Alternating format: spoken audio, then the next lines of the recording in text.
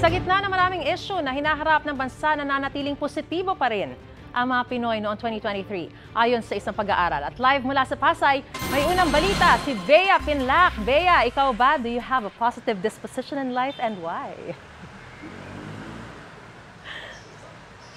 Nako, Maris, always yan. Dahil syempre sa mga katrabaho natin na positive vibes din. Pero mga kapuso, pasok ang mga Pilipino sa mga may pinakamataas na positibong emosyon sa buong mundo.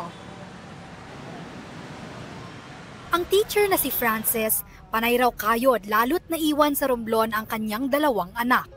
Sa kabila nito at ng iba pang problemang kinahaharap niya, araw-araw pa rin niyang pinipili na manatiling positibo. Positibo akong tao. Kung ano man yung mga struggles, ang mga na-encounter ko everyday, na hindi naman natin maiwasan yon, katulad ng mga financial, mga ganon, na-overcome ko by means of praying. Positibong emosyon din ang nangibabaw sa ilan pang nakausap namin. Tingin nila, may domino effect ang emosyon sa kabuuan ng araw ng isang tao. Kasi ganoon naman po talaga lagi ang buhay, dapat lagi positive lang tayo. Siyempre, kapag kasi nagpadala ka lang sa negative, parang wala namang mangyayari eh. Tsaka parang mas lalo kang madadown, tsaka yung mental health mo is at risk din. Life is a choice and happiness is a choice. So, kung malugmok ka sa isang problema kung saan puros negative, walang mahihinatnan yung buhay mo. Sa 2024 Gallup Global Emotions Report na isinagawa noong 2023, 82% ng mga Pilipinong respondent ang nagsabing nakaranas sila ng positibong emosyon isang araw bago isinagawa ang survey.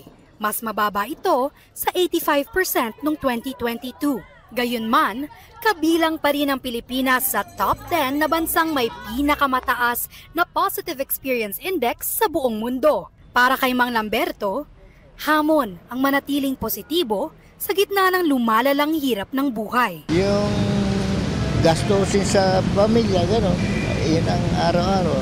Tulad ko ako, kararating ko lang, taga Nueva Ecija ako, dito pa ako na maghahanap buhay dahil nga sa problema sa gastusin sa araw-araw.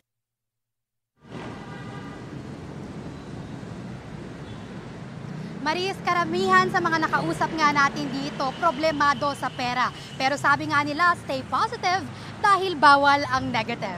At yan ang unang balita mula rito sa Pasay. Bea Pinlac para sa GMA Integrated News. Mga kapuso, para una ka sa mga balita, mag-subscribe sa GMA Integrated News sa YouTube. Sa mga kapuso abroad, subaybayan niyo po kami sa GMA Pinoy TV at sa www.gmanews.tv.